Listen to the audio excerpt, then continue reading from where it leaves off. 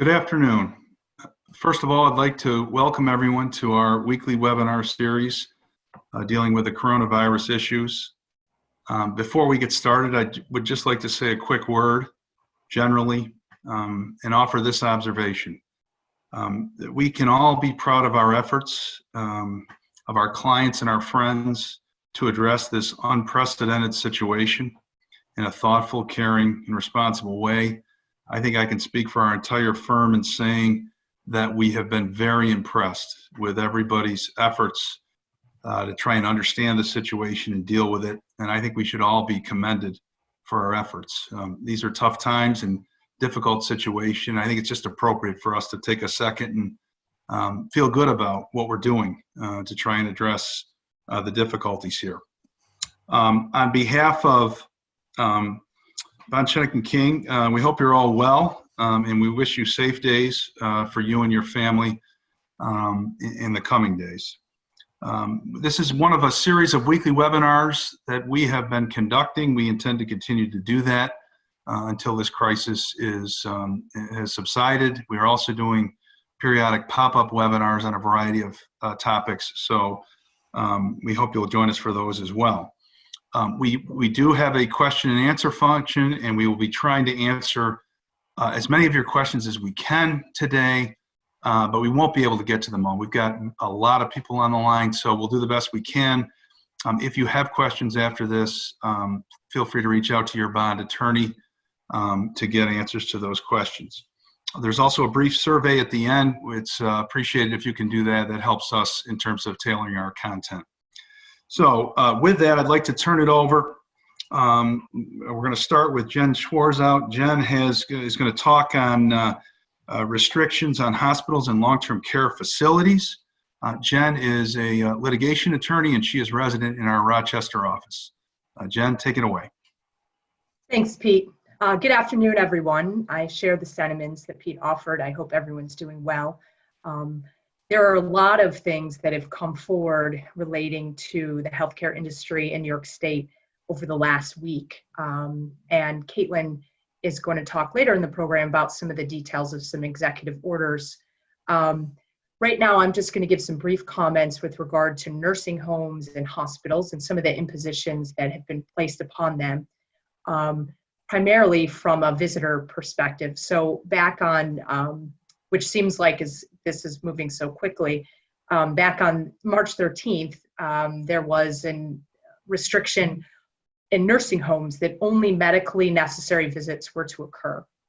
And that is to include, essentially means no guests. So medically necessary would be providers and the staff in the nursing home, but no one else. And that was initially, of course, because the understanding that there was the elderly population, who are often the inhabitants of those facilities, were at greatest risk through this crisis. Through one of the executive orders, it has been passed that individuals who work in the nursing homes can assist nursing home residents with completing absentee ballots. Typically, there's a restriction against absentee ballots and helping another, for example, but that is been exempted for purposes of this time period right now. Rolling off to the next week on March 18th, there was a directive for hospitals to suspend all visitation other than adults are permitted to accompany a child in the event that that's necessary for that type of care, and legal decision makers are permitted to attend or go to the hospital with if it's an end of life type situation, and that would be a healthcare proxy, for example. Most of the hospitals in the upstate area are also allowing a partner to come, one adult, to assist with labor and delivery. Although I know in New York City, some of the hospitals have even restricted individuals coming for that purpose. So obviously the risks of that is pretty obvious, but in terms of why that's necessary, but they have threatened that if hospitals are not complying with that they can take away their certificates of operation. However, from the healthcare perspective, I think that most, for nursing homes and hospitals both, they're amenable to complying with these restrictions because it actually makes things easier on their end, and their staff and the individuals who are providing care, obviously by reducing their risk of potential exposure, it's actually helping them. So I don't think that this has been something that they have not welcomed. The hospitals are required to have signs posted. Many of the hospitals now also have statements on their website that is requiring with their visitor policies. And like I said, it seems like a welcome thing almost for some of the hospitals. Telehealth has been encouraged, and I won't get into the details, but Medicaid, it appears from some guidance that came out earlier today, is indicating that there will be a willingness to compensate providers for telehealth in the same way that it is compensated for in-person visits. So that is certainly a welcome thing and a good way to encourage telehealth to happen for many of the different providers. Additionally, elective surgeries, as you likely have heard, have been directed to be eliminated. So that would be things that are not emergency type surgeries, but simply something that obviously would need to be done or would like to be done, but those things need to be postponed for the foreseeable future. So I think that it's unclear how long these impositions will last. I think we're all a little bit uncertain about that, but we will continue to work through and continue to provide information through this means and others as we work through the information as it comes out. And with that, I'm going to turn it back over to Pete. Thank you, Jen. Appreciate that update. We're now going to go to Caitlin Anderson. Caitlin is in our Albany office, and she has been doing absolute yeoman's work following the developments out of the governor's office, the daily executive orders and the guidance. We are all in her debt here at Schoeneck King and our clients as well, because she's been doing a great job keeping us updated. And she's going to offer some thoughts here on what's going on with the governor's office and the executive orders and the latest out of Albany. Katie? Let's hope I can live up to that intro. Here we go. So the last week has been absolutely dizzying. Before you, this slide I did yesterday. So all of these slides I did yesterday with the thought that these are all probably going to be out of date by today. And they're not all out of date, but most of them are sort of out of date by this point. So we start on March 18th. We have amusement parks closing. This is just in a week. Amusement parks closing, bowling alleys closing. Certain healthcare laws are being restricted. Then you get to the big executive order 202.6. That's the essential business order. That was the initial one to go down to 50%. That has, led to enormous changes in New York in 1 week. The next day, the business reduction even further to 75%. The day after that, business reduction to 100%. This is absolutely just dizzying how quickly these things are occurring. Then the day after that, March 21st, we have mortgage forbearance. And then last night, we have a new executive order. It's Executive Order 202.10. I will talk about that at the end, but let's continue with the momentum of what it means to be an essential business. If you could go to the next one. Thank you. All right, so I put these links here mostly for all of your sakes, so that you can take a look and see what the Empire State Development Corporation, they are the governmental agency that's been tasked with determining what an essential business is. They have put out this guidance that lists all of the essential businesses. I'm sure that most of you at this point have been on that website at some point. Then below it is the application link. They changed the application yesterday. It's the same as that PDF that many of you sent in, but it is changed now. And finally, yesterday they posted a very helpful frequently asked questions. And so that's very, very helpful if you are on the fence about applying, if you don't know, if you're just confused about what is going on, and that frequently asked questions linked, that is the place to go. So continuing forward with, this essential business designation, they listed all of these categories of industries that are essential. But it's important to remember some guidance. One, non-essential businesses with an essential service may have those essential services continue. So the example I keep thinking of is a museum. Museum is not an essential business, even though I love museums. But security is an essential function of that business. Security can be allowed to go to work.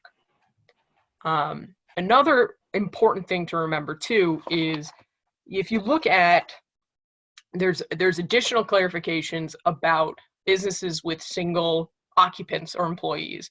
The Empire State Development says that any business that only has a single occupant or employee has been deemed exempt and need not submit a request to be designated as an essential business. So again, that's any business with a single occupant or employee has been deemed exempt. There's no need to apply. Only apply to Empire State Development Corporation if you are not considered an exempt or essential business. The next slide has some more info for you. If you're looking at the supply chain, so this has been this issue has finally been addressed in the frequently asked questions, but this was an issue that we were running into all day Friday, all day Saturday, all day Sunday. You are providing support or product for an essential business, and your support and product that you're supplying is required for that essential business's operation. That aspect of your business is exempt from the executive order requirement. So that aspect of your business that is supplying to essential businesses and they need those supplies may continue to operate, but only that part of it. Another question, what about the mail? This has been a question that I've gotten, I think, oh, we skipped ahead. Anyways, what about the mail? A single person may go to a non-essential closed business temporarily to perform a specific task. That's allowed, as long as they're not going to be in contact with other people. So you can send somebody in to go pick up your mail, but then they have to leave and they cannot come into contact with other people at that business if your business is closed. So that's a very important thing to remember. Lots of people were very concerned about mail, and rightfully so. Next up, so this comes with penalty. The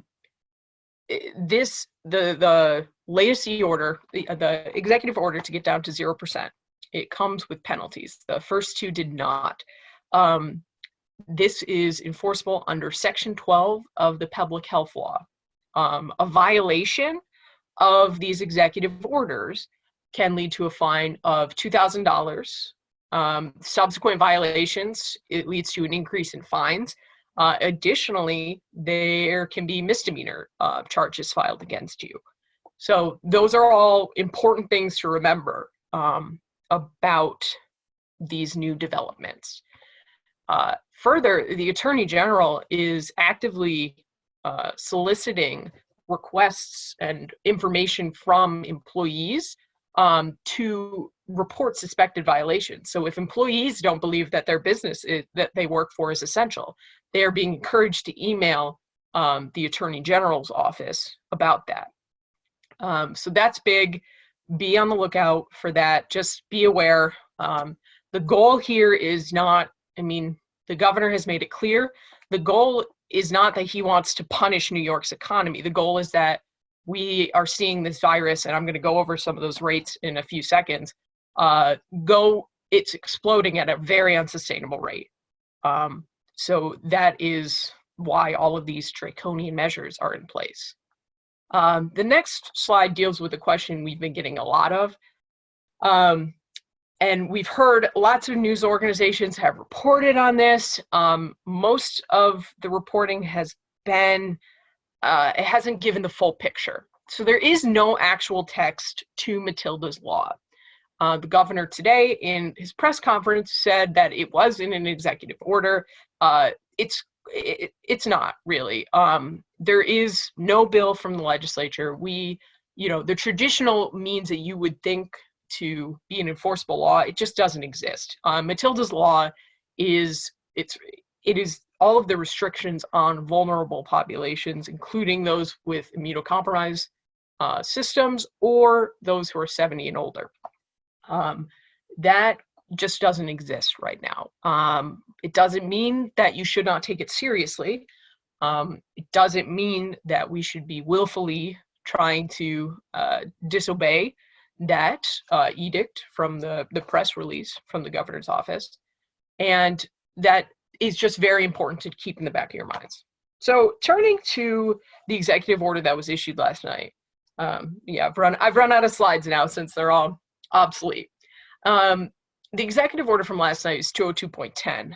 The first part of it deals with a lot of restrictions on healthcare providers.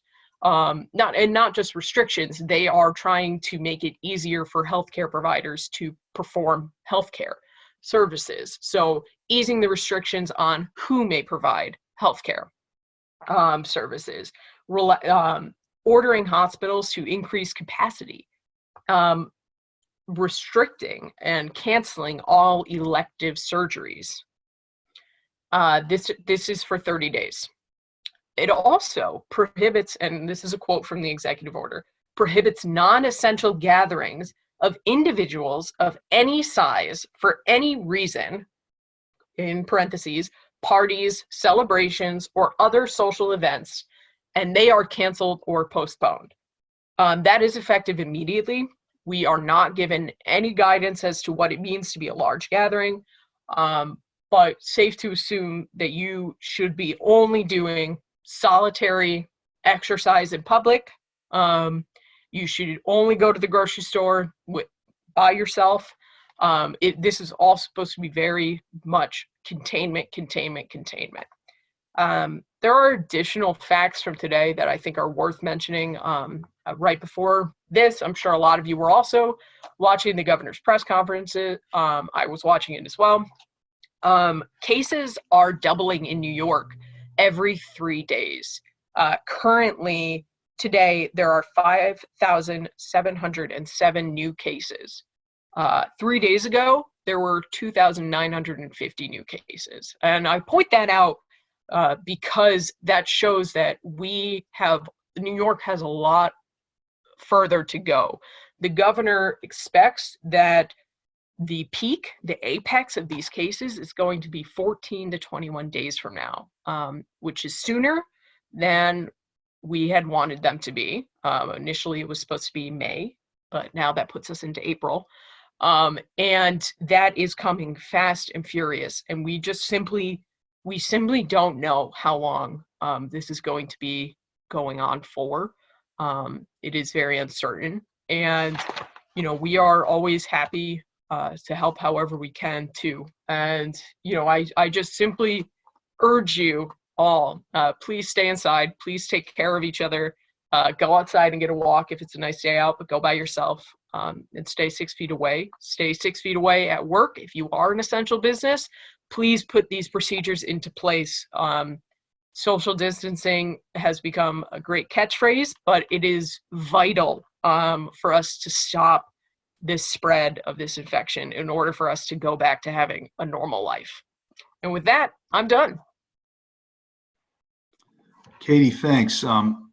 Just before we leave you, I'm going to say a couple of things because we're getting a lot of questions. I think you've said all of this, but I want to validate it with you and also say it again so everybody can hear it. So I think the quick summary of these executive orders is that anyone who can work from home needs to work from home. That's a baseline principle. And people who come into work under some sort of essential business operations exception need to exercise best practices. social distancing, being careful with hand washing, the hygiene, all those things that we're all hopefully very aware of at this point. Essential businesses are exempt from the 100% in-person reduction order.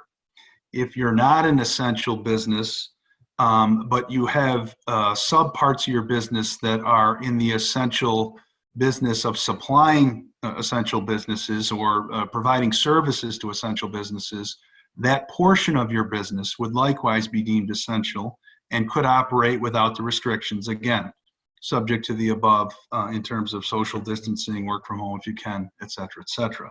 One thing There too, is- Pete, is Yep. that as even essential businesses, anyone who can work remotely needs to be. Any non-essential part of your essential business, they cannot be there either. You need to try to figure out a way to send as many people home as you possibly can. It is absolutely vital to do that. And then if you're not, if that doesn't address your needs, there is the exemption application process which people can enter into. And then the final piece, I guess, just trying to wrap up all the points you made. There's a tension here. There's the public health tension. There's the ability to operate within the executive order, and then there's the Attorney General's statements about whistleblowers and enforcement actions. And so, Katie, my understanding of that is that there's the potential for criminal and civil penalties, including injunctions. At least that's what the Attorney General has indicated. That is correct. Okay, thank you for that great summary. We've had a lot of questions about economic relief, and I'm going to turn it over to Jeff Shear, who's a partner in our business group, and unfortunately I fear that Jeff is going to have a lot of options, but maybe no firm answers at this point because we just don't have too many. Jeff, please take it away. Thanks, Pete. I've been getting lots of questions over the past couple of days pertaining to the economic rescue efforts that are coming forth down from the state and hopefully in the federal stimulus package. So what I wanted to do today was just give everybody a little taste of what we can expect to see. And as Pete said, there's nothing that's definitive right now, but we have some guidelines that we're going on. So the first thing I want to talk about is the U.S. Small Business Administration Economic Injury Disaster Loans, which we started to hear about earlier this week. These are available in every county in New York, basically low interest loans available to small businesses, agriculture co-ops, nonprofits who suffer working capital losses as a result of this disaster. The monies can be used to pay fixed debts, payroll, accounts payable, and other bills that just can't be paid because of the disaster's impact. I know a lot of people that I'm dealing with now, a lot of clients that I'm talking to, are talking about stringing out their vendors, and it's tough to hear. But I think these loans are for the purposes of trying to make good on those for those vendor payments that are going to be made. The application process is online at SBA. I think it's SBA.gov is their basic site. And there's a link to the application. You, as much as I would love to say that you do, but you don't need an attorney to fill out the application. It's something that I'm encouraging anyone that talks to me, I'm encouraging them to apply for it sooner than later and get your name in the queue. If for some reason something happens down the line, you don't need the funds, you can always back out and not go that route. But I'd encourage you to make application, go to the site, make the application, get in the queue. The application deadline is December 21st of this year, which seems a far way away. But again, I think you should make applications sooner than later. The amount of the loans that are available are up to $2 million. For small businesses, the interest rate is going to be 3.75%. For nonprofits, it's going to be 2.75%. And based on the amount of the loan, the term can be up to 30 years. which is really a lengthy term for a business loan like this. Any loans over $25,000 are going to require collateral, but the SBA has been directed to ease up the rules for collateral on these types of loans. So I think we'll be seeing some leeway from the SBA than what you would typically see in the usual circumstances, because this is definitely an unusual circumstance. One thing I did want to mention is that the loans can't be used to refinance other debt. I did have one client ask if they could refinance other debt at this lower rate that would free up monies to pay other expenses, but clearly can't be used to refinance other debt. And if you have other monies available through a line of credit or through another loan with your current bank, then you're not going to be eligible for an SBA loan. So really, you need to exhaust all your resources before you can accept one of these SBA loans. The amount of the loan, they're really going to be looking at the extent of your economic injury and your financial needs. I looked at the application just before getting on this call, and it's a pretty generic application that you make. And then what I think the SBA is going to come back and look deeper at your financials and see what the real need is.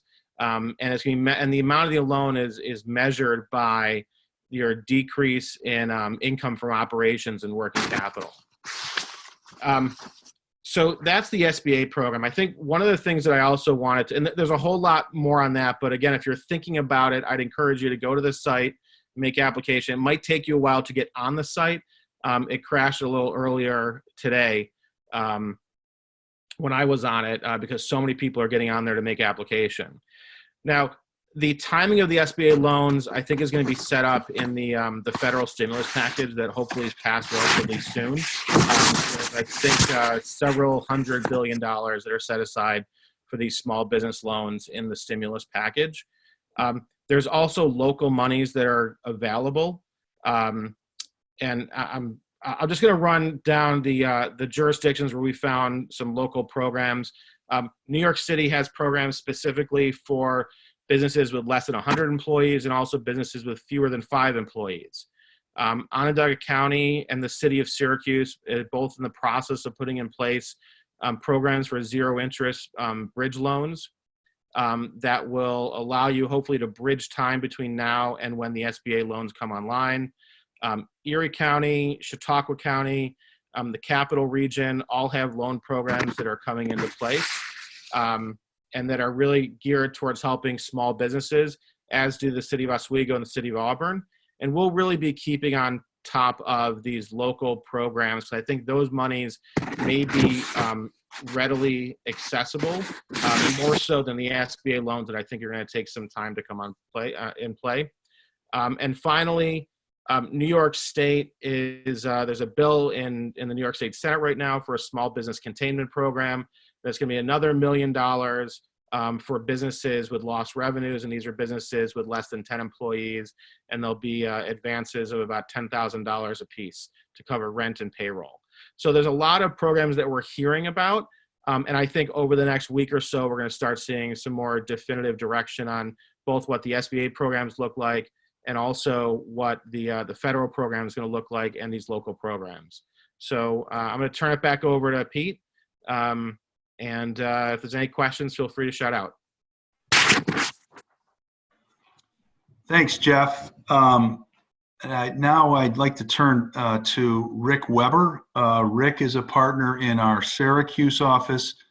And, a lot of people are thinking of, what's happening with my litigation, what's happening with my pending claims or possible claims. And so Rick's got some thoughts on statute of limitations, what we should be doing to preserve our rights, and the impact of all this on current and future litigation. Rick, take it away. Yeah, thanks, Pete. We thought it was appropriate to at least give a quick blurb on what's going on with the various court systems. You've probably heard various news releases. Similar to what Caitlin had indicated previously, there are a number of orders that have come out, both executive orders from the governor and orders from the chief administrative judge of the New York State court system. Those orders have been coming fast and furious. They have not always been accompanied by what I would describe as guidance or elaboration. The basic high points is that we're currently in a time of an unprecedented shutdown of the New York State court system. At this time, the court system is really focusing on essential matters only. In contrast, the federal courts that are based in New York State are running with some adjournments and largely converting to virtual or distance format appearances, but are not in a total shutdown. Similarly, with administrative procedures and hearings, there are some adjournments, but it really should be a situation where you presume that you may have administrative proceedings that are still able to move forward in some way. It's really going to be important to check with the attorney you've been working with on the specific orders and guidances related to your particular matter. But with that in mind, some of the highlights, when I talk about essential matters in New York State courts, we're really talking about things like applications for mental hygiene law applications. These are for guardians, for those who may have some mental impairments. We're talking about emergency applications for guardianships for children or the elderly.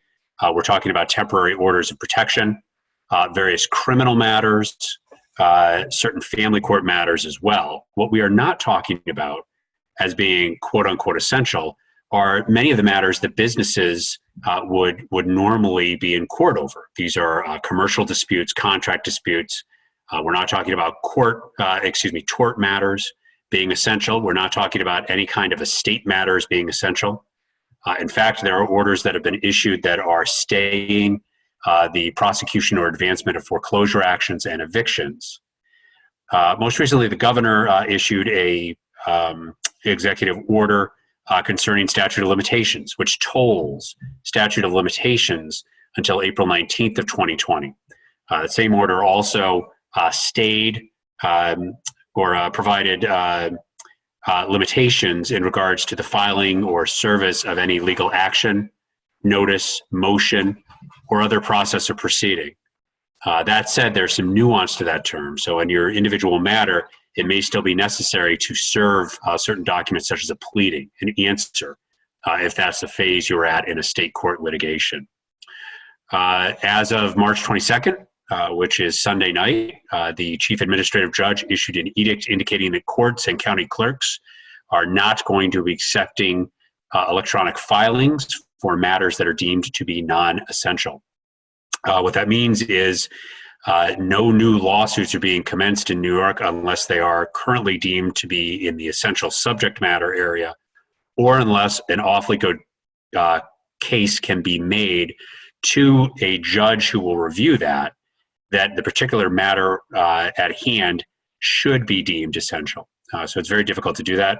And all in-person appearances have been postponed, and all jury trials in the New York State system have been postponed.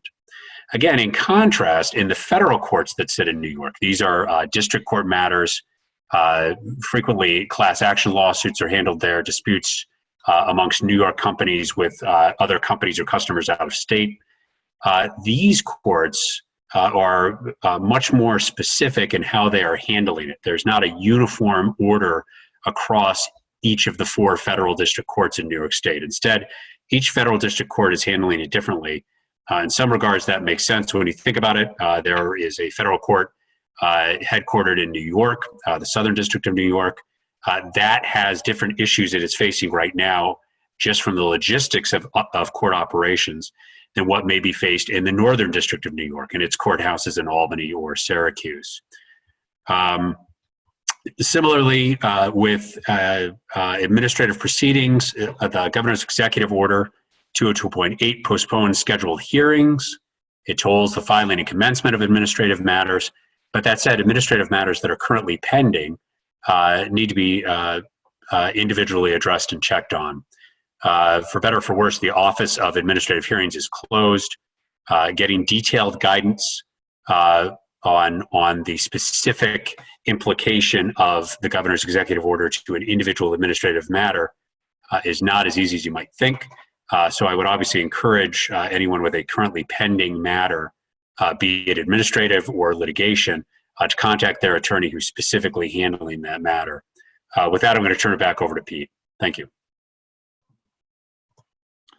Thank you, Rick.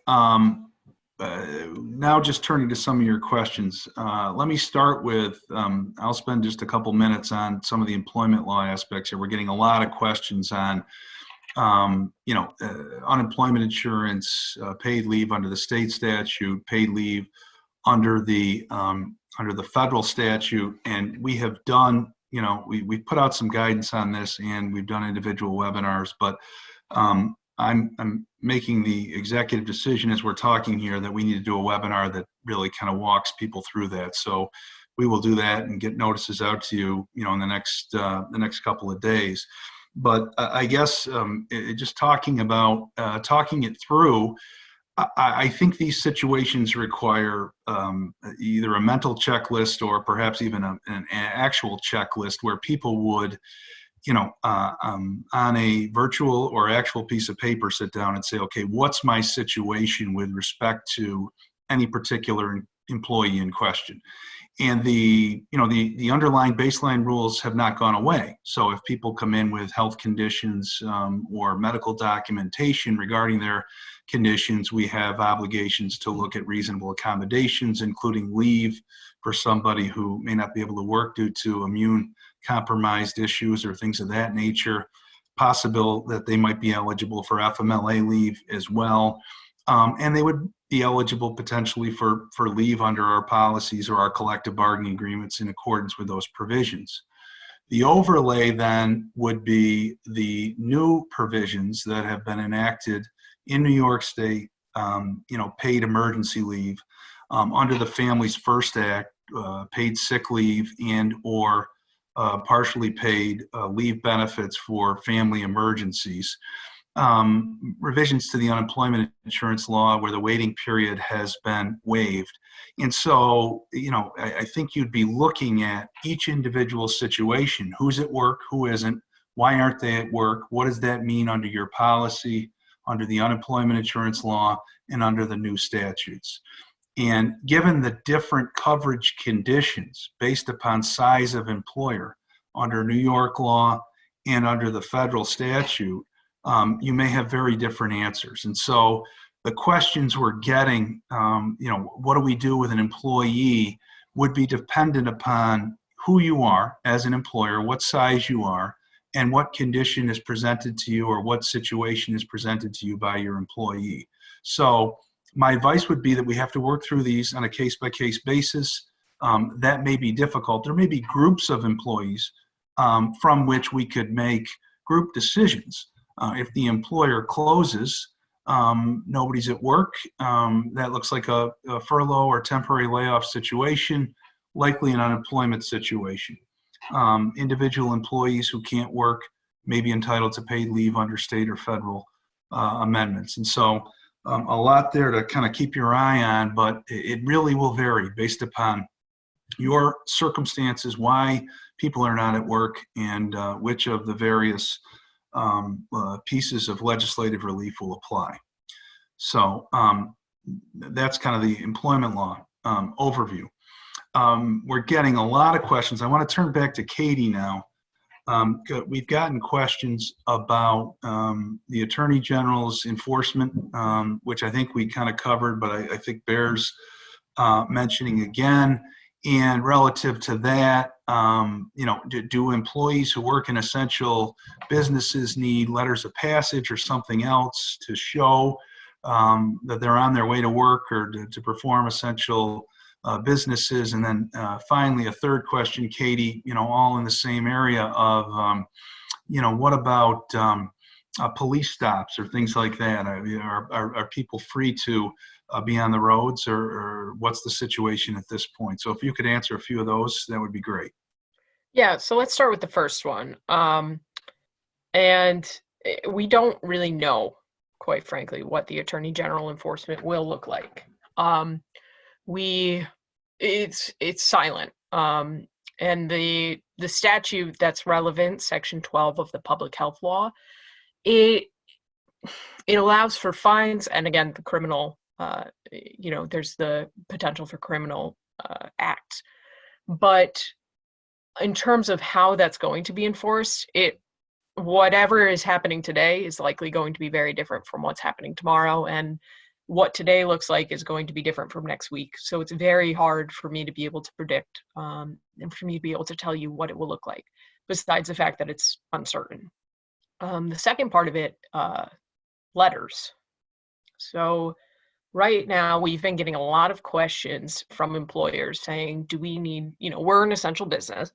Do we need to give our employees letters that would allow them to, saying that I am an essential employee at this essential business, and please let me go on my way.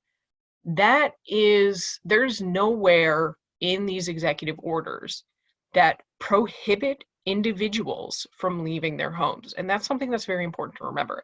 The executive order now has large gatherings are prohibited, but there is nothing that prohibits people from leaving home. And the executive order is additionally silent on enforcement against individuals. It says that the application of public health law, section 12, the relevant one with criminal penalties, that is to be enforced against businesses. And it only says businesses there. It does not say individuals. So, it's really going to be a question left up to your business. Is that something you would feel better about having your employees have? So a lot of people have said yes to that. On the other hand, if you don't think that that's necessary, then you don't think that that's necessary. And there's nothing right now that is requiring businesses to issue letters like that. Additionally, and finally, the third question about police stops. This could occur. And, this is something to be on the lookout for. But again, making sure that your employees are knowledgeable about the fact that, one, there is currently nothing in these executive orders that say that they can be enforced against individuals. Two, nothing in these executive orders that say that employees must have a piece of paper from their employer, from the state, from the national government saying that I am an essential employee and I'm allowed to go to work. That simply does not exist. That is misinformation if it is out there. So please, remember that. There is no requirement for that.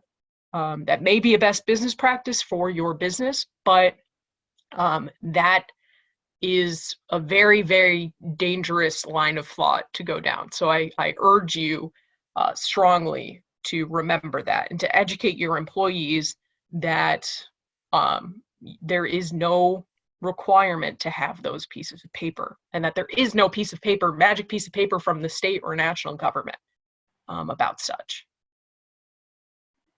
Katie, thanks. One of the things, and I am aware, we've gotten reports of, it's not widespread to my knowledge, but people having been stopped and, I think asked, where they're headed. And I know that it's, in New York City, it's even more prevalent in terms of the ticketing and things like that. But one of the things I think we all have to keep in mind is that people don't, this is an unprecedented situation, and I'm not sure anybody knows how to handle it. So it would not be surprising to me if, people are operating under sort of misapprehensions of how things work. So to the extent we can educate and help people understand that and be measured about that, if somebody does get stopped, I think they can, say where they're going. They're going to work, and it may be helpful for them to have a letter, even though one isn't required. But ultimately, if the employer has deemed the business to be essential, either under any of the options that we have been talking about, really that's the the employer's issue, and ultimately we'll see later on, I suppose, if there's a challenge to that. And additionally, it's important to remember too that employers, businesses, they are the first ones to make the determination of whether or not their business is essential. You go through that list on the Empire State Development website, and it is the determination of the business to figure out if you fit into any of these categories listed as essential. That is your determination to make, and really yours alone. And so that's just something to remember too. There's no magic. There's really no magic way to know, but that could be challenged, and you have to be prepared for that. Okay. Back to Jeff briefly.